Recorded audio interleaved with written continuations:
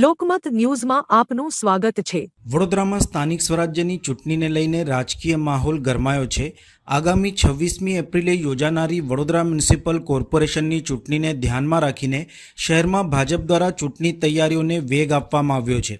ગઈકાલે વડોદરામાં કુલ 19 પૈકી 14 વોર્ડમાં ભાજપના ચૂંટણી કાર્યાલયોના પ્રારંભ કરવામાં આવ્યો હતો। આ કાર્યક્રમ શહેર ભાજપ અધ્યક્ષ ડોક્ટર જયપ્રકાશ સોનીની અધ્યક્ષતામાં યોજાયા હતા।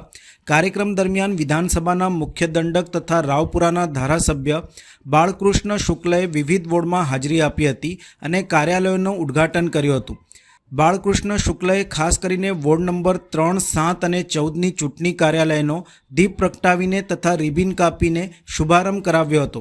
આ પ્રસંગે સ્થાનિક આગેવાનો, વોર્ડ પ્રમુખો અને મોટી સંખ્યામાં કાર્યકર્તાઓ ઉપસ્થિત રહ્યા હતા। કારેલીબાગ અને માંડવી વિસ્તારમાં પણ ભાજપના કાર્યાલયોની શરૂઆત કરવામાં આવી હતી। ઉમેદવારોની સંખ્યાની વાત કરીએ તો વોર્ડ નંબર 3માં 13 મહિલા અને 59 પુરુષ મળી કુલ 81 દાવેદારો છે, જ્યારે વોર્ડ નંબર 7માં 23 મહિલા અને 47 પુરુષ સહિત 70 દાવેદારો છે, તેમજ વોર્ડ નંબર 14માં 14 મહિલા અને 48 પુરુષ મળી કુલ 62 દાવેદારો છે। આ પ્રસંગે મુખ્ય દંડક બાળકૃષ્ણ શુક્લએ જણાવ્યું હતું કે પાર્ટી દ્વારા જેને પણ ટિકિટ આપવામાં આવશે તેને જીતાડવા માટે તમામ કાર્યકર્તાઓ એકજૂટ થઈને કાર્ય કરશે।